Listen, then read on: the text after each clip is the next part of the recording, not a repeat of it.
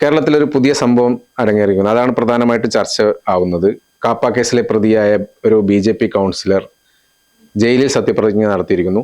അപ്പോൾ ഇതിന് സത്യപ്രതിജ്ഞ കഴിഞ്ഞു. ഇനി എപ്പോ കൗൺസിലറായിട്ട് അല്ലെ ജനങ്ങൾക്കിടയിൽ പ്രവർത്തിക്കേണ്ട ഒരു കൗൺസിലർ എപ്പോ പുറത്തു വരും എന്നുള്ളതാണ് അറിയുന്നത്. അതിനു പകരം 6 മാസത്തേക്ക് അവധിക്ക് അപേക്ഷിച്ചിരിക്കുകയാണ് മേയറുടെ അടുത്ത്. 6 മാസത്തേക്ക് വ്യക്തമായ കാരണമുണ്ടെങ്കിൽ നിയമം അവധി നൽകാമെന്നാണ് പറയുന്നത്. അത് കൂടുതൽ നിയമോപദേശങ്ങളൊക്കെ തേടുന്നുണ്ട്.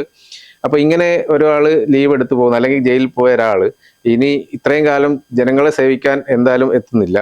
അപ്പൊ അങ്ങനെ ഒരാൾ കൗൺസിലർ ആയിരിക്കാൻ ശരിക്കും യോഗ്യനാണോ? എന്തിനാണ് വെറുതെ ഈ നാടകം കളിക്കുന്നത്? അല്ല, അങ്ങനെ ഒരാൾ കൗൺസിലർ ആയിരിക്കാൻ യോഗ്യനാണോ എന്ന ചോദ്യത്തിന് യോഗ്യനാണെന്നും അല്ലെന്നും അഭിപ്രായം, അല്ലെങ്കിൽ അമ്മയെ തല്ലിയാലും രണ്ടുണ്ട് പക്ഷം എന്ന് പറയുന്നത് പോലെയാണ് ഈ ഒരു വിഷയത്തിൽ അദ്ദേഹം യോഗ്യനാണോ എന്ന് ചോദിച്ചാൽ കഴിഞ്ഞ ദിവസം കോടതി പറഞ്ഞതുപോലെ അദ്ദേഹത്തിന് പല കേസുകൾ അദ്ദേഹത്തിന്റെ പേരിലുണ്ടെന്ന് അറിഞ്ഞിട്ട് തന്നെയാണ് തിരുവനന്തപുരത്തെ ജനങ്ങൾ അദ്ദേഹത്തെ കൗൺസിലറായി തിരഞ്ഞെടുത്തത്. അതുകൊണ്ട് ജനഹിതമാണ് അദ്ദേഹം കൗൺസിലറായി ഇരിക്കുക എന്നുള്ളത്. അതിൽ നിന്ന് നമുക്ക് അദ്ദേഹത്തെ നീക്കാൻ കഴിയില്ല. അതുകൊണ്ട് തന്നെയാണ് അദ്ദേഹത്തിന് ഇപ്പോൾ സത്യപ്രതിജ്ഞ ചെയ്യാൻ കഴിയാത്ത ഒരു സാഹചര്യം ഉണ്ടാവുകയായിരുന്നുവെങ്കിൽ അദ്ദേഹം സ്വാഭാവിക നടപടി എന്ന് പറഞ്ഞാൽ അസാധുവാകുമായിരുന്നു, അല്ലെങ്കിൽ അദ്ദേഹം വിജയിച്ചത് ഒരു തെരഞ്ഞെടുപ്പിലേക്ക്, ഒരു ഉപതെരഞ്ഞെടുപ്പിലേക്ക് പോകുന്ന ഒരു സാഹചര്യം ഉണ്ടായിരുന്നു. അത് വേണ്ട എന്ന് കോടതി നിരീക്ഷിക്കുമ്പോൾ കോടതി പറഞ്ഞ കാര്യം എന്ന് പറയുന്നത് ജനഹിതം അദ്ദേഹം കൗൺസിലർ ആയിരിക്കുക എന്നുള്ളതാണ്. ഇനി ജനഹിതം മാറിയോ ഇല്ലയോ എന്ന് നമുക്ക് തിരുവനന്തപുരത്തുകാർക്കേ അറിയാം, അല്ലെങ്കിൽ കേരളത്തിലെ മറ്റാര് ആ ജനഹിതം മാറ്റിയാലും തിരുവനന്തപുരം കോർപ്പറേഷനിലുള്ള ജനങ്ങളാണ് തീരുമാനിക്കേണ്ടത് അവർക്ക് സുഗതൻ എന്ന കൗൺസിലർ വേണോ വേണ്ടയോ എന്നുള്ളത്. ഇനിയിപ്പോ വേണ്ട എന്നൊരു അഭിപ്രായമാണെങ്കിലും അതിപ്പോ എനിക്ക് തോന്നുന്ന ഒരു പരാജയം, ജനാധിപത്യത്തിന് ഒരു പരാജയമാണെന്ന് എനിക്കൊരു തോന്നലുണ്ട്.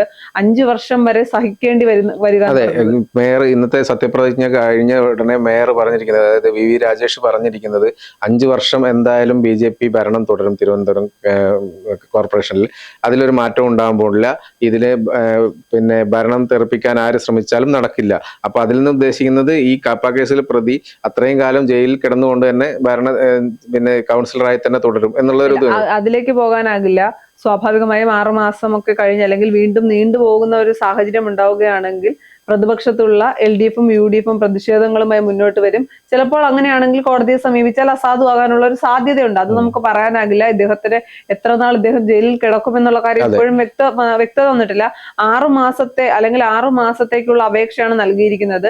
അത് പരിഗണിക്കുന്നുണ്ട്. സ്വാഭാവികമായും മേയറൊക്കെ അനുകൂലമായിട്ടൊരു നിലപാടെടുക്കാനേ, മറിച്ച് ഇപ്പോൾ UDF-ന്റെയോ LDF-ന്റെയോ ഒരാളായിരുന്നു മേയർക്ക് കത്ത് നൽകിയത്, എന്തെങ്കിലുമൊക്കെ കാരണം കാണിച്ചുകൊണ്ട് തള്ളിക്കളയാം, അല്ലെങ്കിൽ കത്ത് തള്ളിക്കളയാനുള്ള ഒരു സാധ്യത. പക്ഷെ ഭരണപക്ഷത്തുള്ള ആള് തന്നെയാണ്. അപ്പൊ എന്തായാലും നിലനിർത്തിയേ പറ്റുള്ളൂ. തള്ളിക്കളഞ്ഞാൽ വേറെ ഒരുപാട് പ്രശ്നങ്ങളുണ്ട്. എന്തെങ്കിലും ഒരു കാരണം കൊണ്ട് ഇദ്ദേഹം തള്ളിപ്പോവുകയാണെങ്കിൽ BJP-യുടെ തിരുവനന്തപുരം കോർപ്പറേഷനിലെ ഭരണം ഏത് അവസ്ഥയിലാകുമെന്നുള്ള ഒരു ആശങ്ക ഉള്ളത് കൊണ്ട് തന്നെ മാക്സിമം അവർ അത് മുന്നോട്ട് കൊണ്ടുപോകാൻ തന്നെ, അല്ലെങ്കിൽ ഇദ്ദേഹത്തെ ഒപ്പം നിർത്തിക്കൊണ്ട് തന്നെ പോകാനാകും. അതുപോലെ തന്നെ VV രാജേഷ് പറഞ്ഞൊരു കാര്യമുണ്ട്, ആ കോർപ്പറേഷൻ പരിധിയിലുള്ളവർക്ക് അല്ലെങ്കിൽ സുഗതന്റെ കോർപ്പറേഷനിലുള്ളവർക്ക് കൗൺസിലർ ഇല്ല എന്നൊരു വിഷമം ഉണ്ടാകില്ല, ഞാൻ എല്ലാ കാര്യങ്ങളും നോക്കുന്നതാണ്. അതിന്റെ അകത്ത് അത് എത്രത്തോളം പ്രായോഗികമാണ് എന്നൊരു ചോദ്യമുണ്ട്. ഒരു കോർപ്പറേഷൻ പരിധി എന്ന് പറയുന്നത് ഒരു കൗൺസിലർക്ക് തന്നെ ഓടിയെത്താൻ പലപ്പോഴും കഴിയാറില്ല. തിരുവനന്തപുരത്തൊക്കെ വരുമ്പോൾ പല സ്ഥലത്താണ് ഈ കോർപ്പറേഷൻ, അല്ലെങ്കിൽ ഒരു കൃത്യമായ ഒരു രൂപരേഖയിലല്ല ഇത് കിടക്കുന്നത്, പലതും പല സ്ഥലത്താണ് കിടക്കുന്നത്.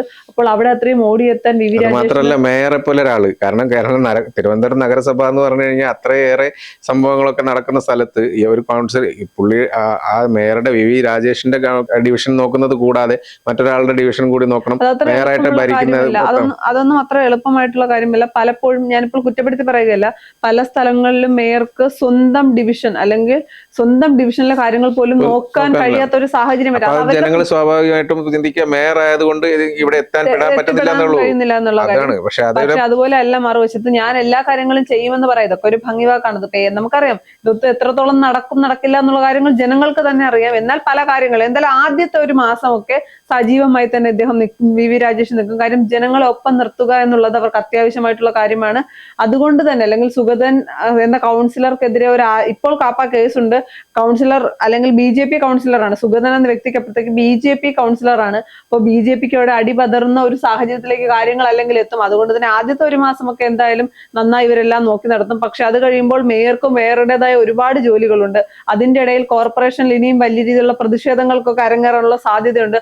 അതെല്ലാം മുൻനിർത്തിക്കൊണ്ട് നോക്കുമ്പോൾ ഇതൊക്കെ അത്ര എളുപ്പമാണോ എന്നൊരു ചോദ്യമുണ്ട്. ഇനി മറുവശത്ത് UDF പറയുന്നത്, അല്ലെങ്കിൽ UDFന്റെ സൈബർ ഹാൻഡിലുകൾ പറയുന്ന ഒരു കാര്യം എന്ന് പറയുന്നത് ശബരിനാഥിന്റെ വിജയമാണിത്. എന്റെ കൊക്കിന് ജീവൻ ഉണ്ടെങ്കിൽ ഞാൻ ഇവിടെ കയറ്റാൻ, അല്ലെങ്കിൽ സുഗതനെ കോർപ്പറേഷനിലേക്ക് വരാൻ അനുവദിക്കില്ല എന്ന് പറഞ്ഞ ശബരിനാഥിന്റെ വിജയമാണിത്.